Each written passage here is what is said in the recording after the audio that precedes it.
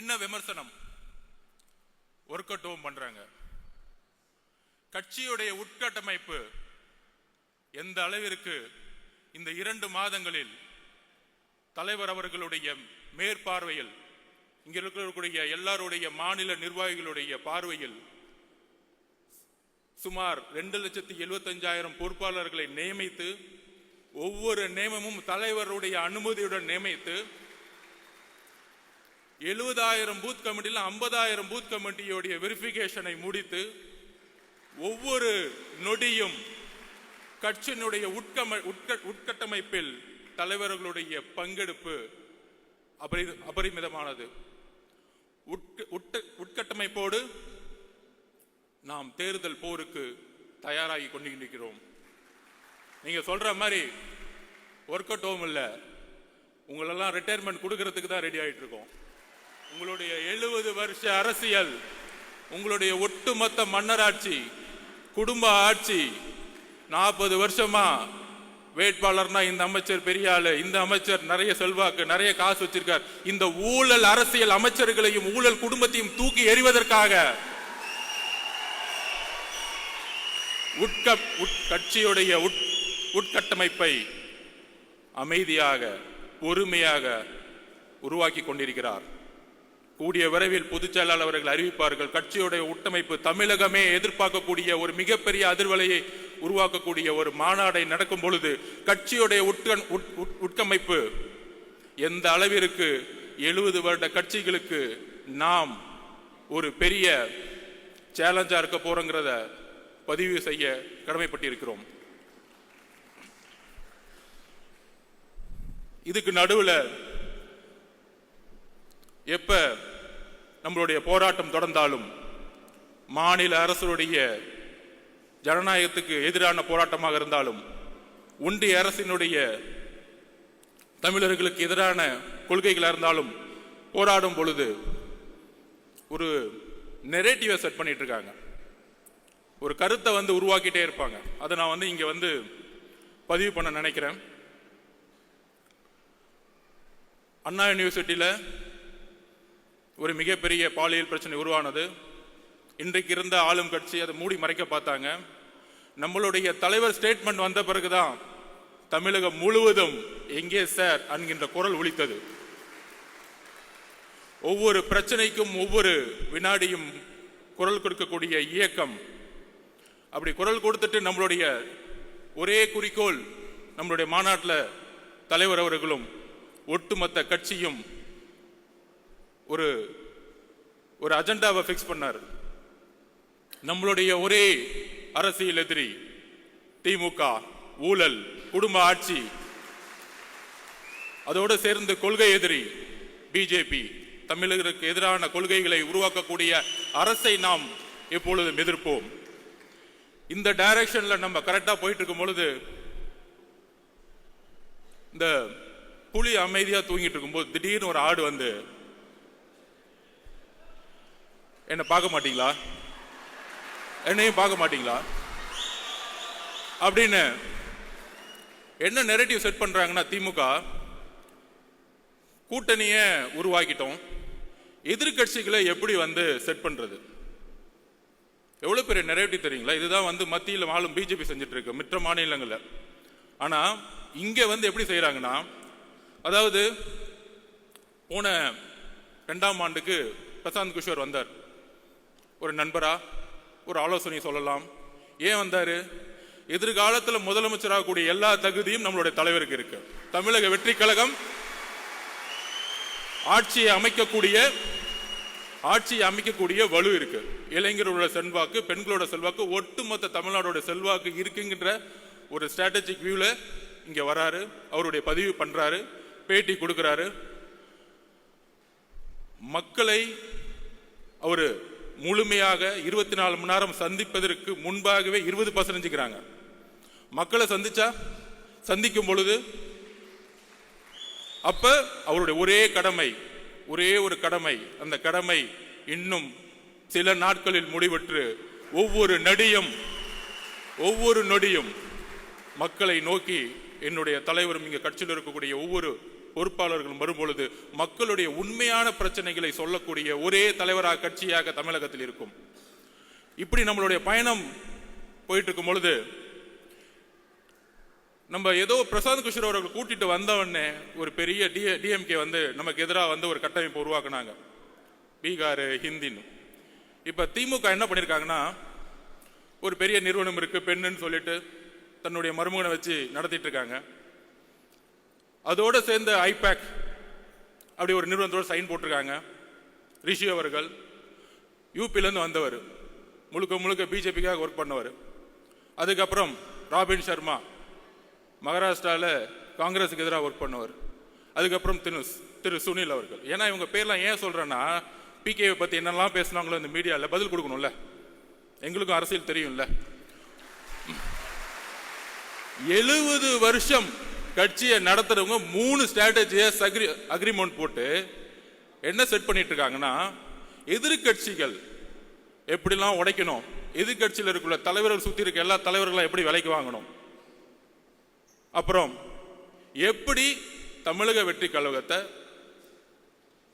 எதிர்த்து நம்மளுடைய குரலை உடைக்கணும், பல பொய் பிரச்சாரங்களை எப்படி உருவாக்கணும். நமக்குள்ள பல பொய் பிரச்சனைகளா இருக்கும், நிறைய பொய் பிரச்சாரங்களை உருவாக்குவாங்க. அப்படி செட் பண்ணப்பட்டவர் தான் திரு அண்ணாமலை அவர்கள். அதாவது டெல்லியில மோடி உக்காந்துட்டு மற்ற ஸ்டேட்ல செட் பண்ணிட்டு இருக்காரு, இங்க திமுக அண்ணாமலையே செட் பண்ணிட்டாங்க. அதுதான் புரியல. நல்லா பாருங்க எப்படி டைவர்ட் பண்ணுவார்னு பாருங்க. அதான் நான் சொன்னேன், எங்க தலைவர் புலி மாதிரி அமைதியா இருக்கும்போது திடீர்னு ஒரு ஆடு வந்து சம்பந்தமே இல்லாம எங்களுடைய குறிக்கோள் ஒட்டுமொத்த திமுகவை நாங்க வந்து கேள்வி கேட்டு மக்களுடைய பிரச்சனையில் குரல் கொடுக்கிறதுக்கு நாங்க பிரச்சாரத்தை உருவாக்கிட்டு இருக்கோம். சம்பந்தமே இல்லாம வந்து எங்க தலைவரை பார்த்து, அது ஒரு தொழில், என்னுடைய தொழில், பெண்ணை கேவலமாக பேசக்கூடிய ஒரு தலைவரை பிஜேபி வந்து வச்சிருக்கும் போதே முடிவாயிருச்சு அந்த கட்சி எந்த அளவுக்கு இருக்குது. அக்கா தமிழிசை சவுந்தரராஜன், வானதி அக்காக்கெல்லாம் தெரியும் இந்த தலைவரை பத்தி. எந்த அளவிற்கு திமுகவிற்காக நம்ம அண்ணாநிசுட்டி பிரச்சனையை கையில் எடுக்கும் பொழுது, மக்கள் எல்லாம் அந்த பிரச்சனை குரல் கொடுக்கும் பொழுது, எங்கே சார் அங்க பிரச்சனை கொடுக்கும் போது திடீர்னு சட்டையை கழட்டிட்டு சாட்டை அடிச்சுக்கிறது. என்ன அரசியல் பண்றீங்க? யாருக்காக இந்த அரசியல்? பாவம் மோடி அவர்கள் டெல்லியில உட்கார்ந்து நமக்காக ஒரு பையன் சாட்டையில் அடிச்சிட்டு இருக்கான், நமக்காக ஒரு பையன் கத்திக்கிட்டு இருக்கான், நமக்காக ஒரு பையன் வேலை செஞ்சுட்டு இருக்கான் நினைக்கும் போது அங்கதான் பிரச்சனை இருக்கு. இந்த ஸ்ட்ராட்டஜிஸ் எல்லாம் வந்திருக்காங்களே, அப்பயே கரெக்ட் பண்ணி முடிச்சுட்டாங்க பிஜேபியில. யார தலைவரே கரெக்ட் பண்ணிட்டாங்க. இனி வரும் காலங்களில் எங்கள் தலைவரையும் கட்சியும் தொட்டால் உங்களுடைய உண்மையை தூக்கி எறிவோம் மக்கள் மத்தியில். எழுதி கொள்ளுங்கள். எங்க மேல நீங்க எதுவும் சொல்ல முடியாது. நாங்க ஒண்ணு 10 வருஷம் ஆட்சியில இல்ல, ஊழல் பண்ணல, ஊழல் பண்ண பணத்தை போய் லண்டன்ல வச்சு கொண்டாடல. நாங்க தெளிவா இருக்கிறோம். ஏன் தலைவர் வருஷத்துக்கு 1000 கோடி ரூபாய் சம்பாதிக்கிறத விட்டுட்டு வராரு. நீங்க ஆட்சிக்கு வந்துட்டு ரெட் ஜெயின் கம்பெனி நடத்தி சினிமால சம்பாதிச்சுட்டு இருக்கீங்க. இதுவா அரசியல்? 2018 2021 ரெட் ஜெயின் கம்பெனியுடைய வருமானம் என்ன? 2021 ஆட்சி அமைத்த பிறகு ரெட் ஜெயின் கம்பெனியுடைய வருமானம் என்ன? அரசியல் அதிகாரத்தை வைத்து சம்பாதிக்கக்கூடிய எந்த செயலும் ஊழல் தான்.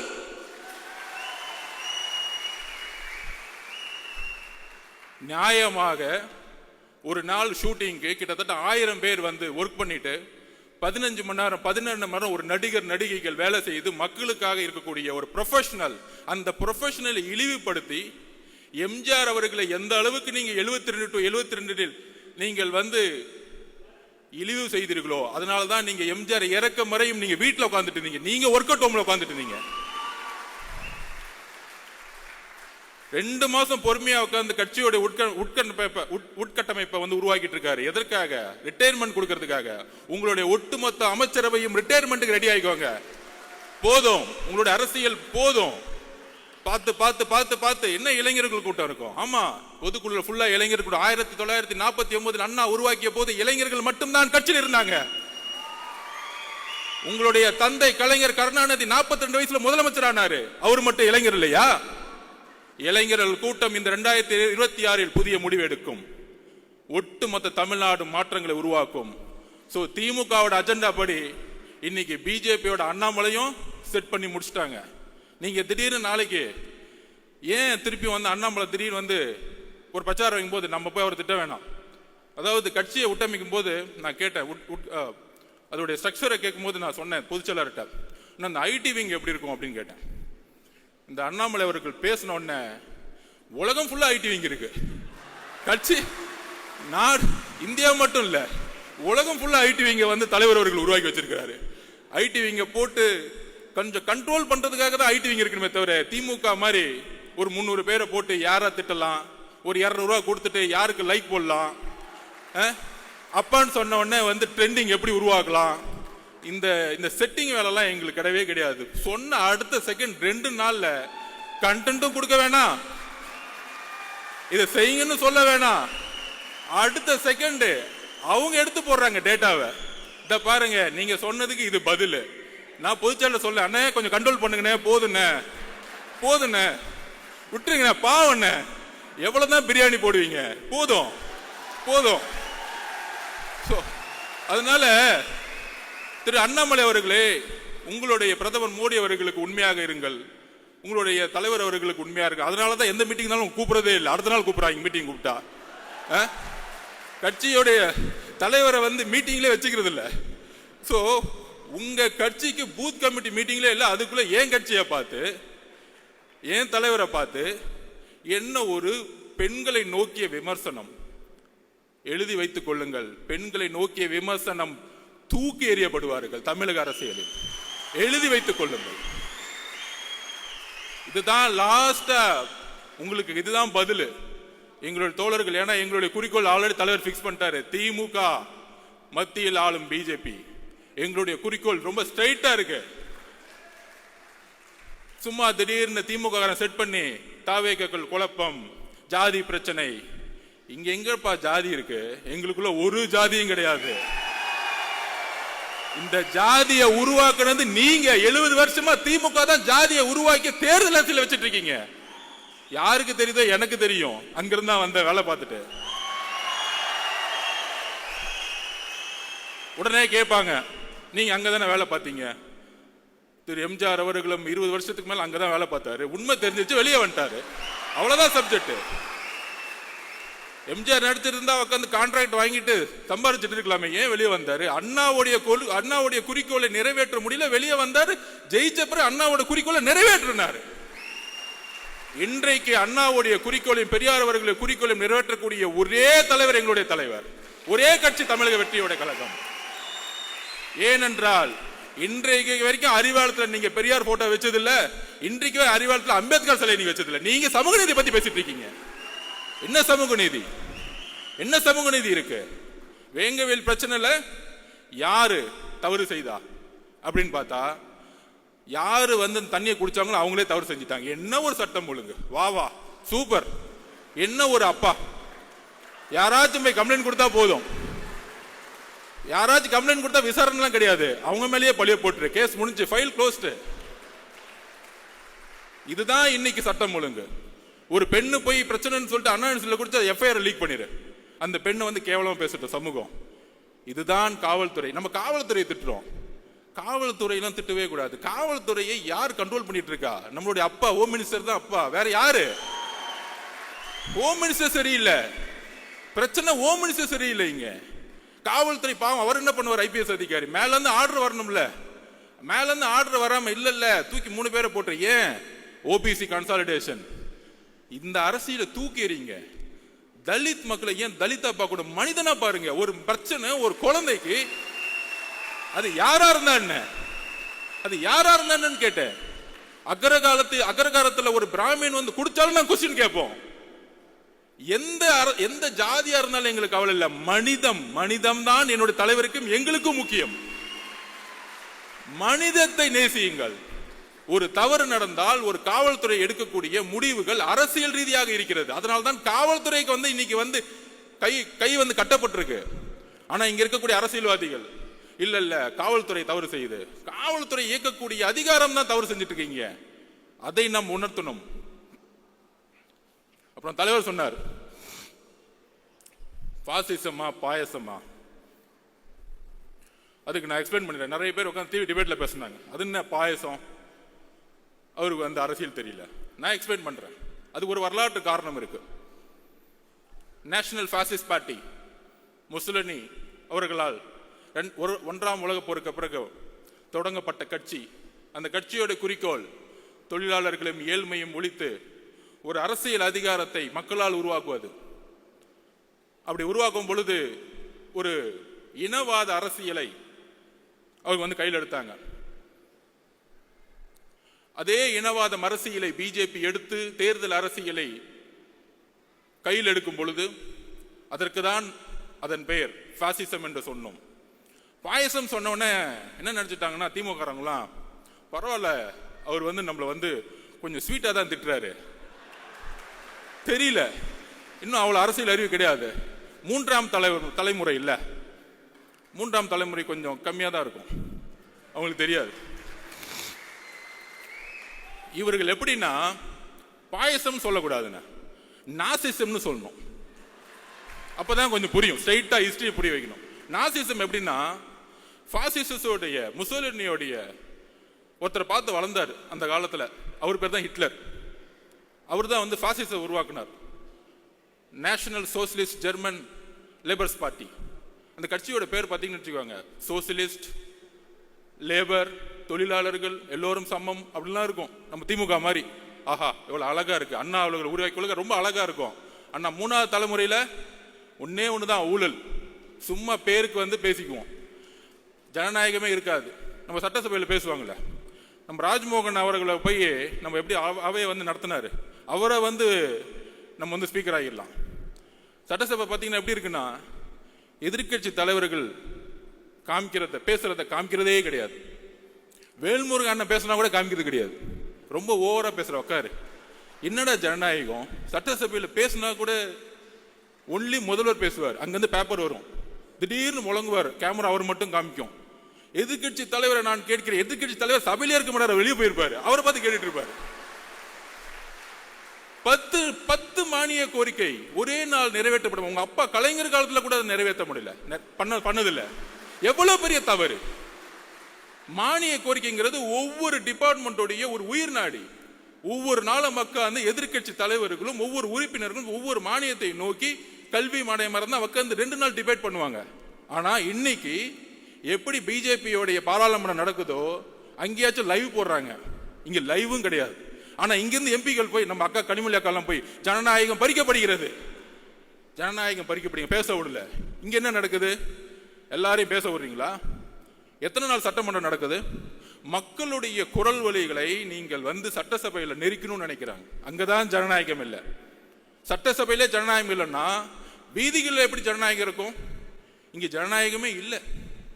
சோ நான் சொல்ல வந்தது என்னன்னா, எப்படி ஹிட்லர் முசோலினி பார்த்து வளர்ந்தாரோ அதே மாதிரி நம்மளுடைய இன்றைய திமுக, அண்ணா இருக்கும்போது திமுக வேற, கொஞ்சம் அடுத்துக்கு அப்புறம் வந்தவங்க வேற. நம்ம கலைஞர் வந்தவொடனே கொஞ்சம் குடும்ப திமுகவை மாத்தினாரு, ஒரு 10 குடும்பம் இருக்கும். இப்ப திமுக அப்படின்னா ஒரே குடும்பம், 10 குடும்பம் எல்லாம் கிடையாது, எல்லாரும் கிளம்பு, எல்லாம் ஒரே குடும்பம் தான். என் பையன், அடுத்தது இன்னொருத்தர் இருக்கார், மருமகன், 2 பேர் தான். மித்த 10 குடும்பம். இதுதான் கலைஞர்கிட்ட இருந்தும் இன்னைக்கு இருக்கக்கூடிய முதல்வருக்கும் உள்ள வித்தியாசமே. அங்க வேணாலும் நல்ல அப்பாவா இருக்கிறார், தமிழகத்திற்கு அப்பாவாக நீங்கள் இல்லை, நீங்கள் இல்லை. கள்ளக்குறிச்சியில் 70 பேர் இறந்தாங்க. 70 பேர் இறக்கும் பொழுது நீங்கள் அங்க போகல. ஏன் போல? எதுக்கு போல?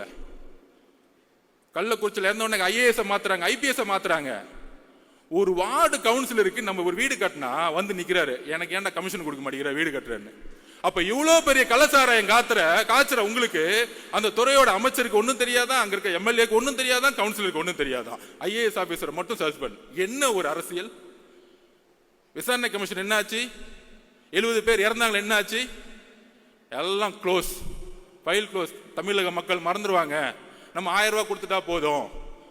அப்புறம் சொல்ற மாதிரி டக்குன்னு பட்ஜெட்டுக்கு அப்புறம் இன்னைக்கு பாத்தீங்கன்னு வச்சுக்குவாங்க, பட்ஜெட்டுக்கு வெளியே ரூன் போட்டுருவாங்க. தமிழ் மேல நேசிக்கிறாங்களாம், பட்ஜெட்டுக்குள்ள ஒண்ணுமே இருக்காது. அதாவது எப்படி ஒருத்தர் கோடீஸ்வரன் கேட்டா பேரை கோடீஸ்வரன் பேர் வச்சிருங்க, கோடீஸ்வரன் எல்லாம் அந்த மாதிரி தான் ரூன்னு போட்டுட்டாங்க. பட்ஜெட் வந்து சிறந்து விளங்கிருச்சு. 5 லட்சம் கோடி லோனு, எல்லா லோனையும் மறைச்சாச்சு, ஆனால் வளர்ந்துருச்சு. ஸோ இந்த மாதிரி பொய் மீடியா செட்டிங்ஸு, அப்புறம் யூடியூப்ல ஒரு 20 பேர் செட்டிங்ஸு, எங்கே பார்த்தாலும் நம்ம திறந்தோம்னா அப்படியே அப்படியே அவங்க மட்டும்தான் தெரியும். இல்லை நடுவில் நம்ம அண்ணாமலை வந்து திடீர்னு டைவர்ட் பண்ணி விடுவார் நம்மளை திட்டின உடனே. ஆனால் இப்போ அவங்களுக்கு பயம் வந்துருச்சு. என்னப்பா நம்மளை கொஸ்டின் கேட்கறதுக்குலாம் ஆளே கிடையாது, இத்தனை நாள் வரைக்கும் ஒருத்தர் வந்துட்டாரு, இவர் எப்படிப்பா அடக்கிறது? இவர் மக்கள் பயணத்தில் வரும் பொழுது பேரதிர்வுகளை ஏற்படுத்தும். அவர் கேட்கக்கூடிய ஒவ்வொரு கேள்வியும் மக்கள் மனசில் இருக்கக்கூடிய கேள்வி கேட்கக்கூடிய சிந்தனைகளா மாறும். இதை தான் பயப்படுறோம். அதனாலதான் தமிழக வெற்றி கழகத்தின் மீது கடுமையான எதிர்ப்புகளும், ஆளுங்கட்சி, எதிர்கட்சி, ஒன்றிய கட்சி, எல்லா கட்சி எதிரி. நீங்க யார் கூட சேர்ந்தாலும் சரி, சிங்கிளா மெஜாரிட்டியோட எங்களால ஜெயிக்க முடியும். அதுக்கு சொல்லுவாங்க நிறைய அரசியல் புலிகள், தரவுகள் பாத்தீங்கன்னா, இல்ல இவ்வளவு பர்சன்டேஜ் தான் இருக்கு, எவ்வளவு பர்சன்டேஜ் தான் இருக்கு அப்படிலாம் செட் பண்ணிட்டு டிஎம்கேக்கு ஃபேவரா வந்து எல்லாம் கிளீனா பேசிட்டு இருப்பாங்க. எந்த அளவுக்கு வந்து நடிப்புனா, கெட் அவுட் மோடின்னு ஒரு பிரச்சாரத்தை உருவாக்குவாங்க திமுக. எல்லா ஊடகவியலாருக்கும் நான் பதிவு பண்றேன். நமக்கு வந்து பார்த்தா தெரியும், நம்ம எல்லாம் ஒன்றிய அரசு பயங்கரமா திமுக தான் இருக்கு. தமிழ்நாட்டில் வந்து ஒன்றிய அரசை பிஜேபி எதிர்க்கக்கூடிய ஒரே கட்சி அப்படிங்கிற ஒரு பிரச்சாரத்தை தவிர இந்த 3 எலெக்ஷன் வேற எந்த அஜெண்டா அவங்களுக்கு கிடையாது. எலெக்ஷன்ல ஜெயிக்கிறதுக்கு மட்டும்தான் பிஜேபியை வந்து அவங்க வந்து எதிர்க்கக்கூடிய ஒரு விஷயம். கெட் அவுட் மோடின்னு இப்போ திடீர்னு ஒரு பிரச்சாரத்தை உருவாக்குவாங்க. ஆனா கெட் அவுட் மோடின்னு சொல்லும்போது மோடி ஊர்லயே இருக்க மாட்டார் தமிழ்நாட்டில். ஆனா மோடி வரும் பொழுது அப்பாவும் பையனும் போயிட்டு வெள்ளை கொடையை பிடிச்சிட்டு இருப்பாங்க அப்படி ஏர்போர்ட்ல. நான் சத்தியமா பார்த்தது இல்லை. மழை பெஞ்சா நம்ம கருப்பு கலர்ல தான் கொடையை பிடிச்சிருப்போம். ஸோ அந்த அளவிற்கு பிஜேபியோட மறைமுகமாக இப்ப அதிமுக போய் சேர்ந்தாங்க, விமர்சனம் வருது, மக்கள் முன்னாடி நிக்கிறாங்க, மக்கள் வந்து ஏத்துக்கல, அதனால வந்து அதிமுக தோல்வி வருது, பிஜேபினால தோல்வி வருது. ஏன்னா முதல் நாளே முஸ்லீம், கிறிஸ்டியன்ஸ், நம்ம தலித் தோழர்களுடைய ஓட்டு 18% இழந்துருவாங்க பிஜேபி கூட யார் சேர்ந்தாலும். இது எல்லோருக்கும் தெரிந்த அரசியல். அப்போ அட்லீஸ்ட் இந்த மக்கள் முன்னாடி நிக்கிறாங்க, தோல்வியை அக்செப்ட் பண்றாங்க, அவங்க வந்து விமர்சனத்தை எதிர்கொள்றாங்க. ஆனா மிகப்பெரிய ஆபத்து என்ன தெரியுமா? எதிர்க்கிற மாதிரி எதிர்த்துட்டு இங்க வந்து நாடகம் பண்ணிட்டு இருக்காங்க பாத்தீங்களா, இந்த அண்ணாமலை அவர்கள் கூடயே வச்சுக்கிட்டு. இதுதான் மிகப்பெரிய ஆபத்து. அதனால்தான் நம்ம நாசிசம்னு சொல்றோம். முசோலினி, ஹிட்லர் 2 பேரும் சேர்ந்துகிட்டு ஒரு அரசியலை இங்க உருவாக்கி கொண்டிருக்கிறார்கள். அந்த அரசியலை தமிழகத்தில் தூக்கி எறியக்கூடிய ஒரே கட்சியாகவும் தலைவராகவும் இருப்பதனாலதான் நம்ம மேல இவ்வளவு பெரிய விமர்சனங்கள் வருது.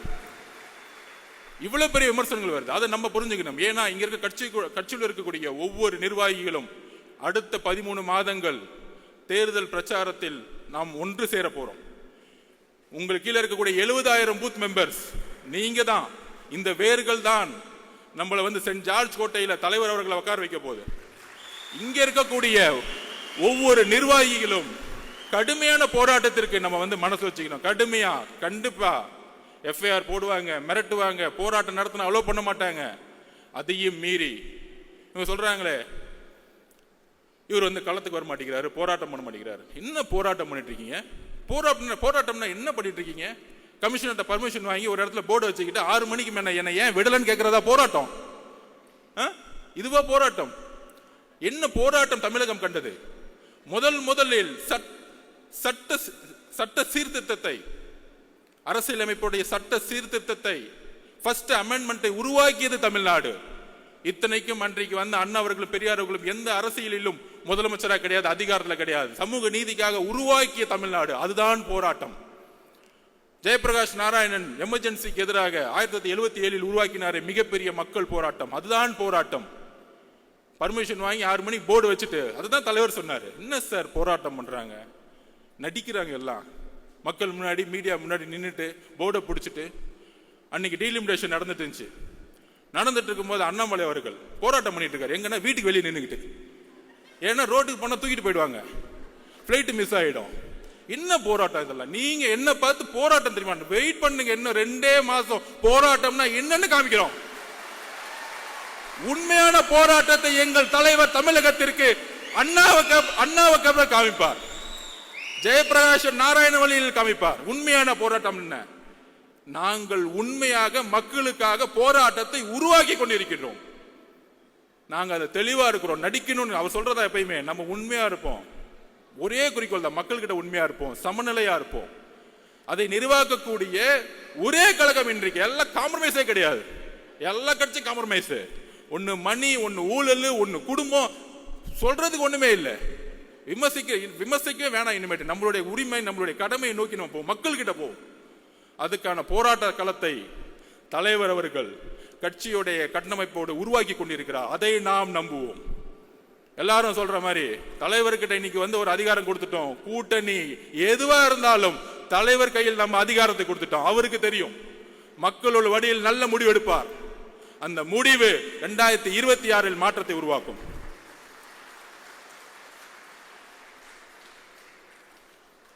நான் ஏன் பிஜேபியும் டிஎம்கேவும் ஒன்னு சொல்றேன்னா,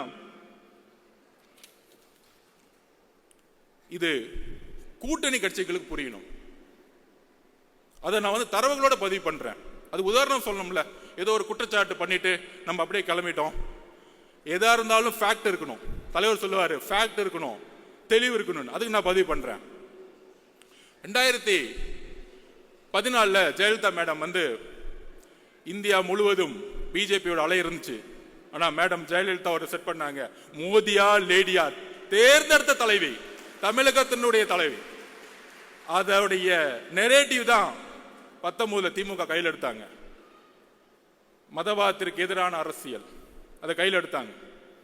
கடுமையான ஒரு பிரச்சாரம் மூலம் மிகப்பெரிய வெற்றி. அந்த வெற்றி அப்ப திமுக ஒன்று சொன்னாங்க, திரு ராகுல் காந்தி அவர்கள் பிரதம மந்திரி வேட்பாளர், அவர்தான் எதிர்காலத்தில் இந்தியாவை வழிநடத்த முடியும். திமுக அதற்கு ஒரு மனதாக குரல் கொடுக்கிறோம். வெஸ்ட் பெங்காலையும் போய் சொன்னார். ஆனா ஜெயிச்சுட்டு வந்த பிறகு 2021 என்ன செட்டிங் நடந்துச்சு டெல்லியில, இந்தியா அலைன்ஸ் உருவாக்குனாங்க. நீங்க இப்ப யோசிச்சு பாருங்க. 2004 நான் ஸ்டூடெண்டா இருக்கும்போது கலைஞர் வந்து ஒரு கூட்டணியை உருவாக்குவார். சோனியா காந்தி மேடத்தை வச்சு ஒரு பெரிய அலைன்ஸ் தீவுத்தொடரில் மீட்டிங் போட்டு ஜனநாயகத்துக்கு எதிரான குரலை உருவாக்கிறோம்னு சொல்லிட்டு ஃபர்ஸ்ட் மீட்டிங் தமிழ்நாடு தான் உருவாக்கும். இந்தியாவுடைய ஒட்டுமொத்த கூட்டணியும் யாங்கிருந்து உருவாங்கன்னா தமிழ்நாட்டில இருந்து உருவாக்குவாங்க. பிரதம மந்திரி தேர்ந்தெடுக்கக்கூடிய வலிமையை தமிழ்நாட்டில இருந்து உருவாக்குவாங்க. அப்படி உருவாக்கும் பொழுது 2021 அப்புறம் அவர் வழியில் வந்தேன்னு சொல்றவங்க 2021 அப்புறம் அமைதியாயிட்டாங்க. அதாவது இங்கிருந்து கத்திட்டு இருப்பாங்க, நாங்கள் பிஜேபி எதிர்க்கிறோம், மதவாதத்தை எதிர்க்கிறோம், மோடி எதிர்க்கிறோம். ஏன்? ஓட் பேங்காக. இப்படி எதிர்த்தா முஸ்லிம் தோழர்களும் கிறிஸ்துவ தோழர்களும் தலித் தோழர்களும் ஓட்டு போட்டுருவாங்க. இங்க தான் ஒரு பொய் இருக்கு நான் சொல்றேன். நீங்க என்ன நரேட்டிவ் செட் பண்ண, அந்த நரேட்டிவ் நான் உடைக்கிறேன். ஏன் உடைக்கிறோம் அப்படின்னா 21 அப்புறம் தமிழகத்தில் விசிகே ஒரு இந்தியா அலைன்ஸ் மீட்டிங்கை திருச்சி நடத்தினாங்க, வெல்லும் ஜனநாயகம்னு. ஏன் திமுக தலைமையில இந்தியாவோட அலைன்ஸ் மீட்டிங்க தைரியமா பிஜேபிக்கு எதிராக நீங்க நடத்தல? பதில் சொல்லுங்க. இன்னைக்கு ஏன் ராகுல் காந்தி அவர்கள் பிரதம மந்திரி வேட்பாளராக நீங்க சொல்லல? இதற்கும் பதில் இருக்காது. இதுதான் நடிப்பு. சோ மேல நாங்க வந்து ராகுல் காந்திக்கு வந்து பிரதம மந்திரி வேட்பாளராக நாங்க சொல்ல மாட்டோம். இங்க வந்து ஒரு எதிரியை உருவாக்குவாங்க. பிஜேபி, அண்ணாமலை, கேமரா டெய்லியும் பாத்தீங்கன்னா அண்ணாமலை சுத்தி இருக்கும், திமுகவை சுத்தி இருக்கும். திமுகவை எதிர்க்கக்கூடியவங்க யாரு? 5% இருக்கக்கூடிய பிஜேபி. இன்னொரு மித்த கட்சியெல்லாம் அமைதி பண்ணிட்டாங்க. அக்கா சொல்றாங்க 4% மேல தாண்டாது அப்படின்னு. சோ அக்கா சொல்றதை கேட்டுக்கலாம். அப்ப டெய்லி மீடியால என்ன தெரியும்? இவர் கத்துவாரு, இவங்க பதில் கொடுப்பாங்க. திடீர்னு இருமொழிகள். அண்ணா சொன்னார் ஒரே தட்டி, தமிழகத்தில் இருமொழி கொள்கை எப்பொழுதும் இருக்கும், அதுவரை நான் ஆட்சி செய்து கொண்டிருக்கிறேன். இது நீங்க காப்பாத்தல, அண்ணா உருவாக்கிட்டாரு. டீலிமிட்டேஷன் புரோகிராம் கொண்டு வருவாங்க, உடனே பிஜேபி ஏத்து நிற்கும், ஆமான்னு சொல்ல இவங்க நிற்கும். இந்த அரசியலை நம்ம கண்ணு முன்னாடி மீடியா செட்டிங்கோட பார்க்கவே வச்சுட்டு இருக்காங்க. அப்ப என்ன நினைப்போம்? ஓகே, மதவாதத்தை எதிர்க்கிறதுக்கு இன்னைக்கு திமுக மட்டும்தான் இருக்கு. சோ மதவாதத்தை இருக்கக்கூடிய கூட்டணி கட்சிகள் இன்றைக்கு இருக்கக்கூடிய திமுக செய்யக்கூடிய ஊழல், அமைச்சர்கள் செய்யக்கூடிய ஊழல், குடும்பம் செய்யக்கூடிய ஊழல், பாலிசியோடைய ஃபெயிலியர்ஸ், தலித் மக்களுடைய எதிர்ப்பு, ஜாதி அரசியல், இதெல்லாம் ஓரமா வச்சுக்கிட்டு டெய்லியும் மீட்டிங்ல மதவாத அரசியலை நாங்கள் மதவாத அரசியல் தமிழகத்தில் நம்ம தூக்கி எறிஞ்சிட்டோம். 4 எலெக்ஷன் தோத்துட்டாங்க. வரக்கூடிய 2026க்கான தேர்தல் உங்களுடைய ஊழல் ஆட்சியை எப்படி எம்ஜிஆர் அவர்கள் தீய சக்தியை தூக்கி எறிந்து ஊழலற்ற ஆட்சி உருவாக்கணும்னு நினைச்சாரோ அந்த குறிக்கோளை இன்றைக்கு கூட்டணி கட்சிகள் இழப்பதனால் என்ன பிரச்சனை வரும்னு சொல்லிடுறேன். மக்களுடைய அன்றாட பிரச்சனையை இழந்திருக்கக்கூடிய கட்சிகள் தன்னுடைய இருப்பிடத்தை இழக்கும் பொழுது இங்கு பிஜேபி வளரக்கூடிய சூழ்நிலையை திமுக உருவாக்கி கொண்டிருக்கிறது. அது ஒரே ஒரு உதாரணம் சொல்லிடுறேன். திரு வைகோ அவர்கள் சிறந்த பேச்சாளர், தமிழ் தேசியத்துக்காக மிகப்பெரிய பேசுவார். ஆனால் கூட்டணி கட்சியை எப்படி ஹேண்டில் பண்ணாங்க 2021 நம்ம தலைவர் சொன்னாரு அதிகார பகிர்வு. ஏன் எல்லோரும் சமமாக நினைக்கக்கூடிய சிந்தனை இருப்பதனால் அதிகார பகிர்வுன்னு சொன்னாரு. வேற எதுவும் கிடையாது. நம்ம கூட வரவங்க எல்லாருக்கும் அதிகாரம் கொடுக்கணும். அதிகாரம் கொடுக்கும் பொழுது அந்த அதிகாரம் பரவலாக்கும் பொழுது மக்களுடைய முன்னேற்றம் இருக்கும். திரு வைகோ அவர்களை எப்படி காலி பண்ணாங்க தெரியுமா? 6 தொகுதி கொடுத்துட்டு டிஎம்கே சிம்பிள் நிக்க வச்சுட்டாங்க. இன்னைக்கு வைகோ அவர்களுக்கு சட்டசபையில மெம்பர்ஸே கிடையாது. கடைசியில் அவருடைய மகன் ஒரு அமைச்சர் முன்னாடி கண் கலங்கி அழுகுறார், நான் சொந்த சிம்பிள் தான் நிப்பேன் அப்படின்னு. இதுதான் உங்களுடைய கூட்டணியுடைய அடக்குமுறை, இதுதான் சர்வாதிகாரம், இதுதான் நாசிசம், இதுதான் ஹிட்லர். ஜனநாயகம் பேசிக்கொண்டு ஹிட்லர் எப்படி ஆட்சியை பிடித்த பிறகு ஒரு டிக்டேட்டர்ஷிப்பை அரசை உருவாக்கினாரோ, ஜனநாயகத்தை பேசி ஆட்சிக்கு வந்தவுடன் வெறும் பிஜேபி எதிர்ப்பு என்ற ஒற்றை காரணத்தை வைத்து நீங்கள் தொடர்ந்து 3 தேர்தலில் வென்று கொண்டு அதை உடைக்கக்கூடிய ஒரே சக்தி எங்களுடைய கட்சி தலைவரும் தாவைக்காவும் தான். அதற்கான பயம்தான் எங்கள் மீது பல தரப்பட்ட விமர்சனங்கள். அந்த நாடகத்தன்மையோட நான் ஒரு கொஸ்டின் கேட்கிறேன் கூட்டணி கட்சிகளுக்கு. தமிழகத்தினுடைய பிரச்சனைகளை ஏன் குரல் கொடுக்க கூட்டணி கட்சிகள் இன்று அமைதியாக இருக்கிறது? அமைதியாக இருக்கும் பொழுது மக்களுடைய உணர்வு எப்படி வெஸ்ட் பெங்கால்ல கம்யூனிஸ்ட் தோழர்கள் அமைதியாக இருக்கும் பொழுது எப்படி பிஜேபி 2ஆம் இடத்துக்கு வந்ததோ அதே போல திமுக பிஜேபி வளர்க்கிறதுக்கான எல்லா வேலைகளையும் செய்து கொண்டிருக்கிறது. டெல்லியில மேல செட்டிங் பண்ணிக்கிட்டு இங்க எதிர்க்கிற மாதிரி எதிர்க்கிறது. ஏன்னா அவங்களுக்கு முதலமைச்சர் ஆகணும், தான் பையனை உட்கார வைக்கணும், அவ்வளவுதான் அஜெண்டா, வேற ஒன்றும் கிடையாது. டீலிமிடேஷன் மீட்டிங் நடத்தினாங்களே, பாவம் முதலமைச்சர்கள் வந்துட்டாங்க. அண்ணா அக்கா வழிமொழிறாங்க, தம்பி பேசுறாரு, அப்பா பேசுறாரு. என்ன குடும்ப மீட்டிங்? பேசாம ஒரு பர்த்டே ஃபங்க்ஷன் வச்சிடலாமே. டீலிமிஷன் மீட்டிங்கா இல்ல பிறந்த நாள் விழாவாது? சோ அந்த அளவிற்கு அரசியலை எந்த அளவிற்கு மக்கள் முன்னாடியும் தன்னுடைய மீடியாவுடைய பலத்தினாலும் நாங்கள் தான் ஒரு டிக்டேட்டர்ஷிப், நாங்கள் தான் ஜனநாயகவாதி சொல்லக்கூடிய ஒரு போலி ஜனநாயகவாதிகள், தன்னுடைய ஊழலை மறைப்பதற்கான போலி ஜனநாயகவாதிகள். எப்படி நான் காங்கிரஸை பார்த்து கேட்டணும், ஏன் 2024 ராகுல் காந்தி அவர்களை பிரதம மந்திரியாக நீங்கள் முன்னிலைப்படுத்தவில்லை? தமிழக காங்கிரஸ் தொண்டர்கள் இதை யோசிக்க வேண்டும். மேல இருக்கிற 1-2 பேரை செட் பண்ணிட்டு அது வல்ல காங்கிரஸ். தமிழக காங்கிரஸ் உடைய தொண்டர்களுடைய உணர்வு காமராஜ் ஆட்சியை உருவாக்க வேண்டும். இதை ஏன் செய்யவில்லை? காங்கிரஸ் தொண்டர்கள் இதை கேள்வி கேட்க வேண்டும். அதற்கு அப்புறம் நம்ம சிபிஐ சிபிஎம் கம்யூனிஸ்ட் தோழர்கள் என்ன ஒரு அடக்குமுறை. சாம்சங் தொழிலாளர்கள் போராட்டம், அண்ணா சவுந்தரராஜன் அரெஸ்ட் பண்றாங்க. யாரு? கூட்டணி கட்சியில் இருக்கக்கூடிய ஒரு தோழரை அரெஸ்ட் பண்றாங்க. டாஸ்மார்க்ல பூட்டு போடும்போது எஃப்ஐஆர் போடுறாங்க, ஆனா கேட்கறது இல்லை. அதுதான் சிபிஐ தோழர்களிடம் நான் கேட்கிறேன், கம்யூனிஸ்ட் தோழர்களிடம் கேட்கிறேன், ஏன் நீங்கள் குரல் கொடுக்க மாட்டேங்கிறீர்கள்? எதற்காக கேட்டா பிஜேபி வந்துடும். பிஜேபியை மக்கள் தொடை தெரிந்து விட்டார்கள். அதை நாம் நம்புவோம், அதை நாம் நம்புவோம். மக்களுக்கான உண்மையான அதிகாரத்தை உருவாக்கக்கூடிய அரசியலை உருவாக்குவோம். நாங்க ஏன் உங்களை விமர்சிக்க மாட்டேங்கிறோம்னா, நீங்க 40 வருஷமா மக்களுக்காக போராடி போராடி தியாகம் பண்ண தலைவர்கள் நாங்க உங்களுக்காக பேசிட்டு இருக்கோம். எங்களுடைய எதிர்ப்பு ஊழல்வாதிகளுக்காக. ஓ, இதுக்காக கூட்டணிக்காக அர்ஜுன் பேசுறாரு. நோ, பிஜேபி உள்ள விடாம இருக்குன்னா விசிகே இருக்கணும், கம்யூனிஸ்ட் இருக்கணும், காங்கிரஸ் இருக்கணும். நாங்கள் உண்மையாக முழக்கமிடுகிறோம். அரஸ்ட் பண்ணிட்டு ஜனநாயகத்தை குரலை உடைச்சிட்டு அதுல அமைச்சரை மீட்டிங்ல அமைச்சர் பேசுறாரு. தஞ்சாவூர்ல தான் இருக்கிறார் இண்டஸ்ட்ரி, அவர் ஒரு பண்ணையாரு. 10 மணி நேரம் மீட்டிங் போகுது. மீடியால பேசுறது பாருங்க, எவ்வளவு பெரிய அவமானம் கூட்டணி கட்சிகளுக்கு. 10 மணி நேரம் மீட்டிங் பேசுறாரு. மீட்டிங் முடிச்சுட்டு வெளியே வந்தோடனே அந்த அமைச்சர் சொல்றாரு, நாங்க 10 மணி நேரம் பேசிட்டு இருக்கோம், இவங்க எதுக்காக வந்து பேசிட்டே இருக்காங்கன்னு தெரியல. டேய் அறிவு கட்டவங்களே, அவங்க என்ன கேட்கிறாங்க, தொழிற்சங்கம் உருவாக்க வேண்டும். ஏன் உருவாக்கணும்?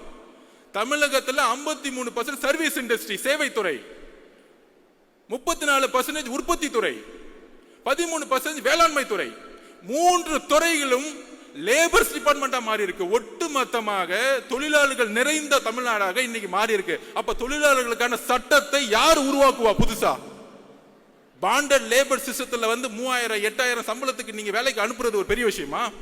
அப்படியே பொருளாதாரத்தை உருவாக்க முடியும்? அப்ப கம்யூனிஸ்ட் தோழர்கள் போராடுறாங்க. இந்திய அரசியல் சாசனத்தோடைய உரிமை தொழிற்சங்கத்தை உருவாக்க வேண்டும். தலைவரிடம் கோரிக்கை வைக்கிறேன், இனி நாம் தொழிற்சங்கத்தை தமிழகம் முழுவதும் உருவாக்குவோம். உங்களுடைய பெயருக்காக, நம்மளுடைய கட்சிக்காக தொழிற்சங்கத்தை மிகப்பெரிய உருவாக்குவோம். அந்த தொழிலாளர்களுக்காக போராடக்கூடிய ஒரே இயக்கம் தமிழக வெற்றி கழகமாக மாறும் கூடிய விரைவில். நீங்கள் குரல் கொடுக்கவில்லை என்றால் தமிழக வெற்றி கழகம் இருக்கிறது. தோழர்களே, நாங்கள் உண்மையோடு உங்களோடு பயணிக்க கொள்கை அடிப்படையில் தேர்தல் அரசியல் கூட்டணி இதெல்லாம் தூக்கி போடுங்க. முதல்ல மக்களுடைய பிரச்சனையை பத்தி மெதுவா பேசிட்டே இருப்போம். தேர்தல் அரசியல் 2 மாசத்துக்கு முன்னாடி வச்சுக்கலாம். அந்த பிரச்சனையை பேசக்கூடிய தலைவரையும் மக்களையும் தான் மக்கள் தேர்ந்தெடுப்பார்கள். எழுதி வைத்துக் கொள்ளுங்கள். அடுத்தது நம்ம மனிதநேய மக்கள் கட்சி ஜவஹர் அண்ணன் ஆட்சி வரதுக்கு முன்னாடி கோயம்புத்தூர் இருக்க முஸ்லிம்கள் விடுவிக்கப்படுவார்கள் மனித நேயத்தின் அடிப்படையில். ஆட்சி வந்த பிறகு சுப்ரீம் கோர்ட்ல அவங்கெல்லாம் வெளியே விட்டா சமூக நல்லிணத்துக்கு பிரச்சனை ஏற்படுத்திடும். யார் பண்றது? தமிழக அரசு. அதுக்கு அடுத்த வாரமே திமுக மேடையில் திமுக உறுதி கொடுத்த மாதிரி முஸ்லிம் தோழர்களை வெளியே அமைச்சிருவோம். என்ன ஒரு நடிப்பு, என்ன ஒரு முரண்! இந்த முரண்களை ஏன் இன்னும் கொஸ்டின் கேட்காம இருக்கிறோம்? இந்த முரண்களை நம்ம கேள்வி எழுப்பணும். தோழர்கள் இங்க இருக்கக்கூடிய ஒவ்வொரு மாவட்டத்திலும் போது நம்மளுடைய முஸ்லிம் தோழர்களை பார்க்கும் பொழுது கேள்வி கேட்கணும். நம்ம இப்தார் விருது நடத்துறோம், தலைவர் வந்துட்டார், உடனே திமுக இருந்து நமக்கு தெரியும் யார் யார் வச்சுலாம் திட்டுவாங்கன்னு. திட்டுனா தைரியமா திட்டுங்க, அதெல்லாம் பின்னாடி வந்து திட்டுறது 10 பேரை வச்சுக்கிட்டு அந்த பயம் இருக்கட்டும் எங்க தலைவரை பார்த்து. அவ்வளவுதான் சொல்லுவேன் நான். ஏற்கனவே ஒருத்தர் திட்டு, ஏற்கனவே நம்ம தலைவர் அண்ணாமலை திட்டி 2 நாள் நல்லா வாங்கி கட்டிக்கிட்டார். தம்ம எங்க உலகம் முழுச போனை திறந்தா போனை பார்க்கும் போதுதான் திட்டிட்டு இருக்காங்க. அவரை போனை பார்க்கவே முடியல. இதுதான் எங்களுடைய ஐடிவிங்க. நீங்க ஐடிவிங்க உருவாக்கிங்க, உலகம் முழுச ஆல்ரெடி உருவாகி கிடக்கு. அப்ப எந்த அளவிற்கு ஒரு இப்தார் விருந்துல ஒரு நாள் 4 மணிலிருந்து நம்மளுடைய முஸ்லிம் தோழர்கள் மாதிரியே நோன்பு இருந்து தலைவர் வந்து அதோடைய முறைப்படி அவர்களுடைய ஒரு நோம்பில் பங்கெடுத்துக்குன்னு வரும் பொழுது அடுத்து முடிஞ்சான விமர்சனம், இது ஆயிருச்சு அப்படி ஆயிருச்சு, அடுத்த நாள் போலீஸ் கம்ப்ளைண்ட். என்ன ஒரு திமுக என்ன பயம்? நாங்க பாட்டிக்கு ஒரு விருந்து முடிச்சுட்டு நாங்க பாட்டிக்கு எங்களுடைய கட்சி வேலையை பார்த்துட்டு இருக்கும்போது அப்ப நான் ஒரு கொஸ்டின் கேட்கிறேன். நீங்க முஸ்லிம்களுக்கு தோழர்கள்னா 1999 திரு கலைஞர் அவர்கள் பிஜேபி தலைமையிலான கூட்டணியை பங்கெடுத்தார். குறைந்தபட்ச செயல் திட்டம் உருவாக்கணும். இன்றைக்கு பிஜேபியோடைய வளர்ச்சியும் அடித்தளமும் உருவாக்கப்பட்டது 1999 to 2004. அதுல பங்கெடுத்த முக்கியமான பார்ட்னர் டிஎம்கே. நாங்க பேசலாமா உங்க அரசியல?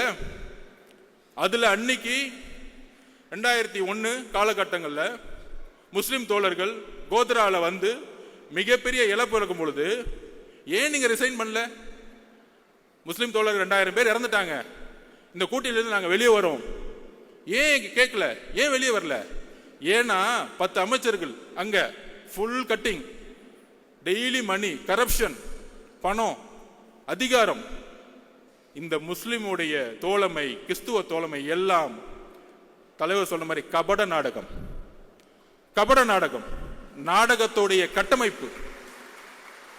எங்களுடைய தலைவரும் கட்சியும் உணர்வு பூர்வமாக 234 தொகுதியிலும் இன்னைக்கு நோன்பு இருந்துட்டு இருக்காங்க. அதுக்கான அழைப்பை கொடுத்துட்டு இருக்காங்க. நாங்கள் உண்மையாக இருக்கிறோம் மக்களிடம். எங்களுடன் பிரிவு கிடையாது, மதத்தின் பால் பிரிவு கிடையாது, ஜாதியின் பால் பிரிவு கிடையாது, பாலின பால் பிரிவு கிடையாது. நாங்கள் எல்லாம் ஒரே மக்கள் என்கின்ற ஒரு குரல் தமிழகத்தில் தலைவர் மூலம் நாங்கள் ஒலித்துக் கொண்டிருக்கிறோம். அப்புறம் நம்ம விசிக அண்ணனுக்கு ஒரு கேள்வி. வேங்கவேல் பிரச்சனைக்கு ஏன் திருமாவளவன் போல? யாரு தடுத்து நிப்பாட்டினா? எந்த அதிகார சக்தி தடுத்து நிப்பாட்டினாங்க?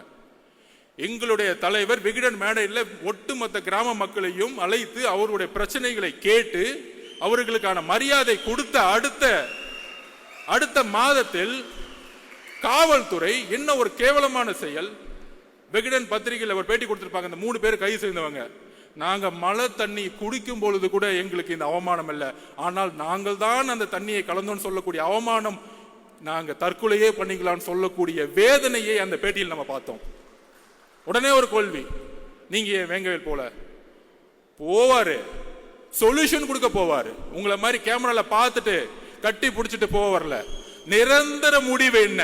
இந்த பிரச்சனைக்கு நிரந்தர முடிவு என்ன? நிரந்தர முடிவு அங்க இருக்க அரசியல் அதிகார சக்தியை கைது செய்யணும், இதுக்கான காரணமானவர்களை.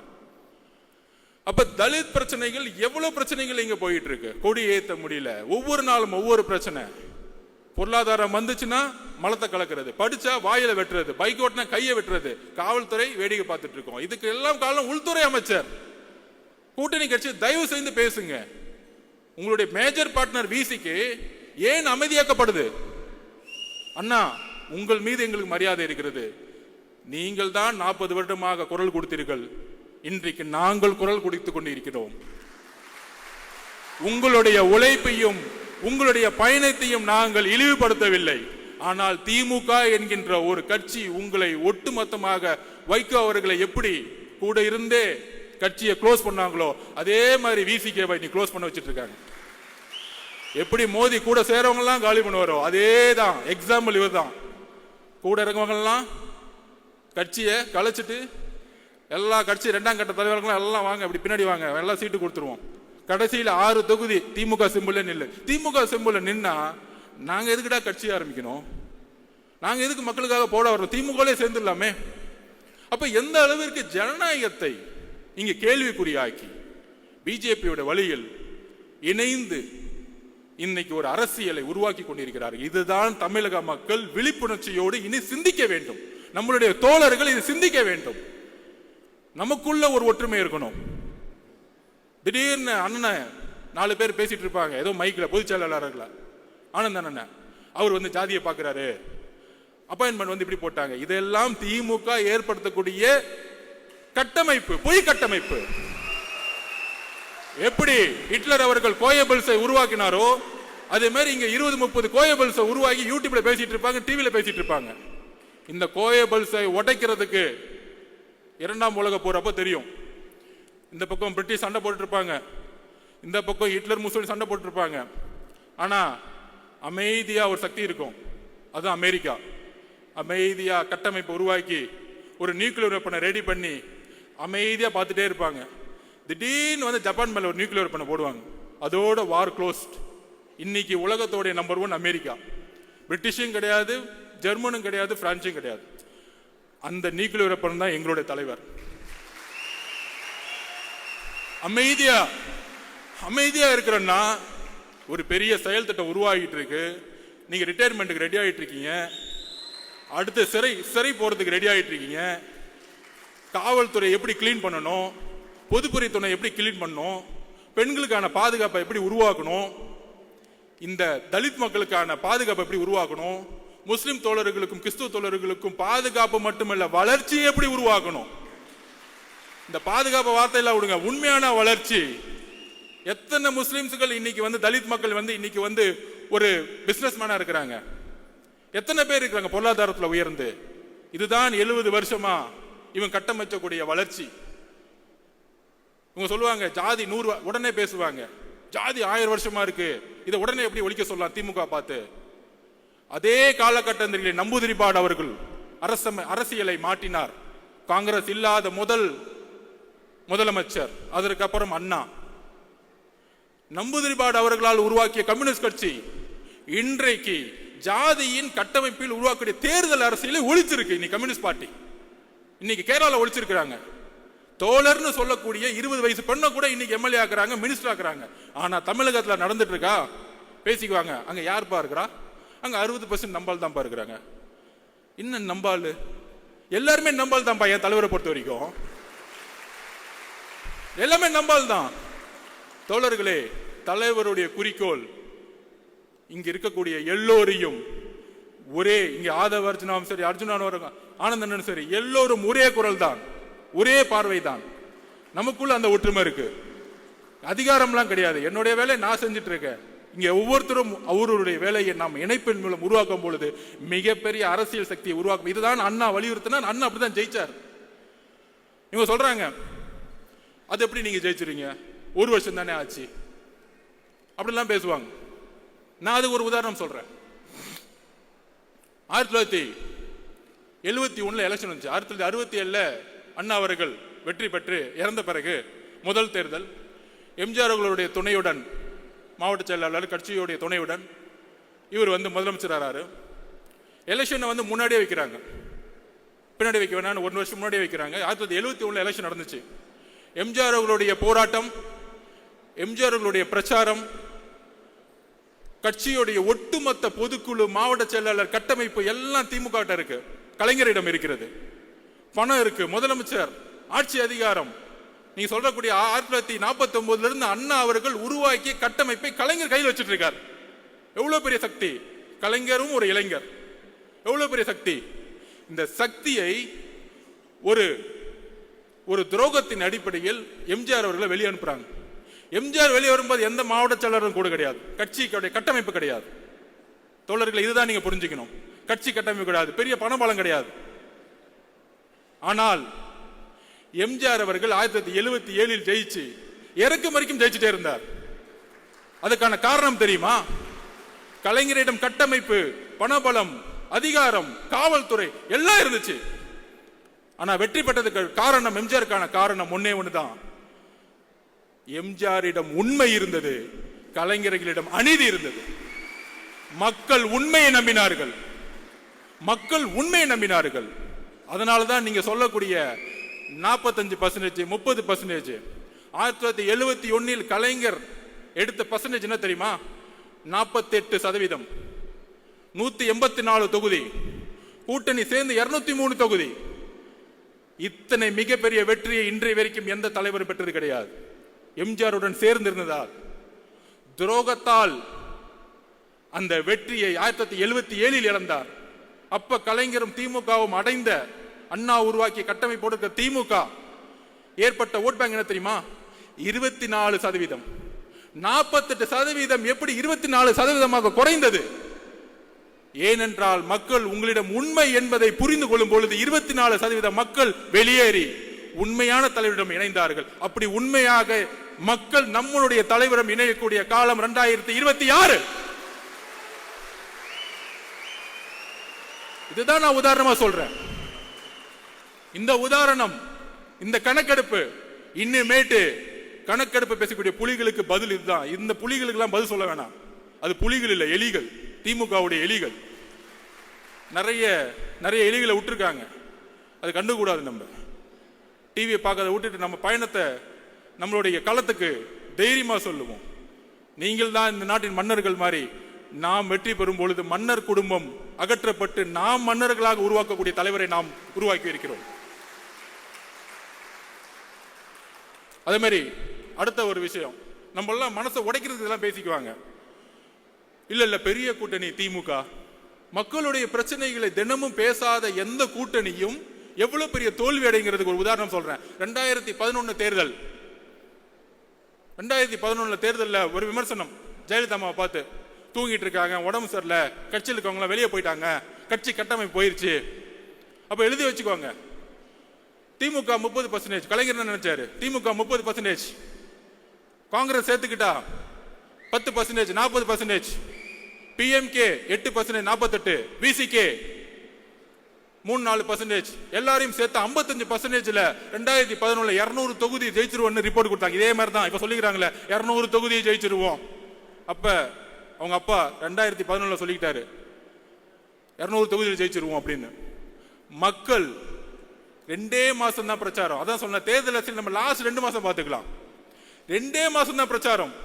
ஜெயலலிதா அம்மானால 203 தொகுதியை ஜெயிச்சு எதிர்கட்சி தலைவர் கூட ஆகல நீங்க. இதுதான் அரசியல், இதுதான் மக்கள்.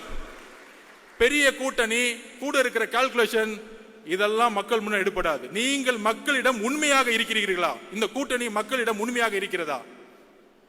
அந்த தேர்தல் 2011 காங்கிரஸ், அதே காங்கிரஸ் 8% வாங்கினாங்க, பிஎம்கே அதே % வாங்கினாங்க. ஆனா திமுக 22% போயிட்டாங்க. திமுகனால கூட்டணி கட்சிகளே தோத்துட்டாங்க. கூட்டணி கட்சிகள் நல்ல கட்சிகள் தான். அவங்க ஊழல் பண்ணல, பிரச்சாரம் வாழ்க்கை புதுசா போராடிட்டு இருப்பாங்க. கம்யூனிஸ்ட் தோழர்கள், பிசிக தோழர்கள் போராடிட்டு இருப்பாங்க, நல்ல தலைவர்கள். ஆனால் தேர்தல் அரசியலில் முடிவுகள் தவறாகும் பொழுது, மக்களுக்கான போராட்டம் உண்மையாக இல்லாத பொழுது, மக்கள் திமுகவை நிராகரிக்கும் பொழுது கூட இருக்கக்கூடிய ஒவ்வொருத்தரையும் நிராகரித்து தூக்கி எறிஞ்சிருவாங்க.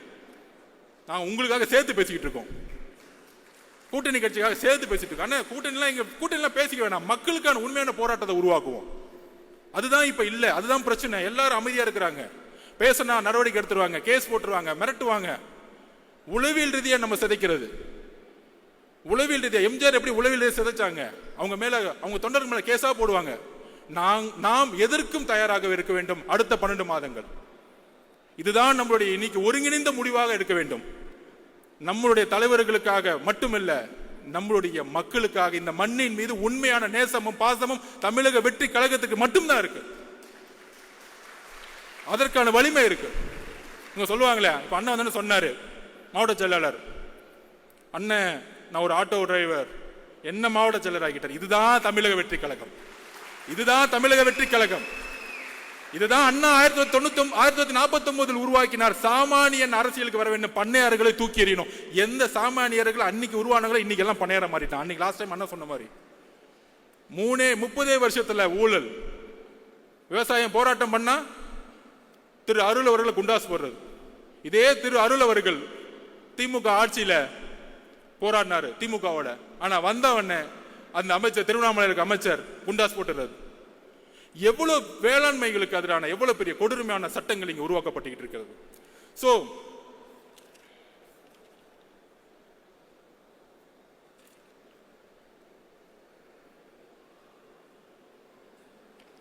விமர்சனம் நம்ம மீது, தலைவர் மீதும் எந்த அளவுக்கு இனி வரும் காலங்களில் அருவருக்கத்தக்க விமர்சனங்கள் வருங்கிறது எனக்கு இப்பையிலிருந்தே தெரிய வருது. ஆனால் அதற்கு ஒரே பதில், 1980 96 வரைக்கும் திரு ஜெயலலிதா மேடத்தை வந்து உடல் ரீதியாக திமுக மேடைகளில் அவமானப்படுத்துவாங்க. ரொம்ப கீழ்த்தரமான வார்த்தைகள். திமுக பிரச்சாரமே அப்படிதான் இருக்கும், கண்ணாமண்ணான்னு பேசுவாங்க. ஆனா அடுத்த நாள் போய் யார் கூட போட்டோ எடுத்துட்டேன்னு பாருங்க, நம்ம துணை முதலமைச்சர் கூட போட்டோ எடுத்துக்குவாங்க, பேச வைப்பாங்க. ஆனா அவர் அமைதியா இருந்துக்குவார்.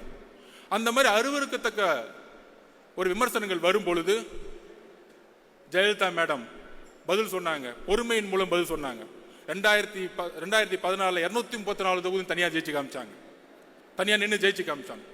சோ நம்மளுடைய தலைவர் அண்ணா எம்ஜிஆர் அவர்களுக்கு பிறகு ஒரு தலைமை, புதிய தலைமையை தமிழகம் எதிர்நோக்கி காத்து கொண்டிருக்கிறது. நமக்கான அரசியல் சூழ்நிலை உருவாக்கி கொண்டிருக்கிறது.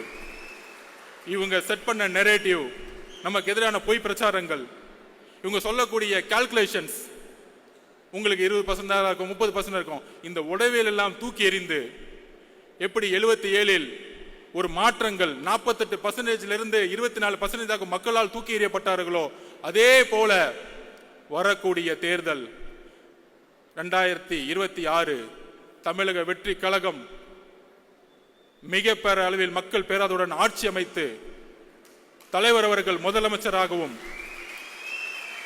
நம்மளுடைய இணைந்து வரக்கூடிய கட்சிகள் ஆட்சி அதிகாரத்தில் சரிசமமான ஒரு புதிய அரசியலை உருவாக்கி, அதற்கான பயண திட்டத்தை உருவாக்கி ஒரு புதிய வரலாறு உருவாக போகிறது.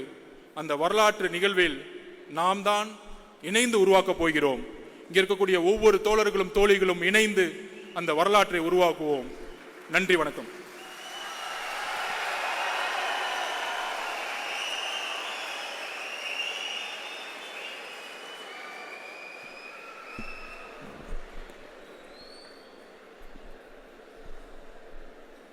புயல் வீசி முடித்திருக்கிறது.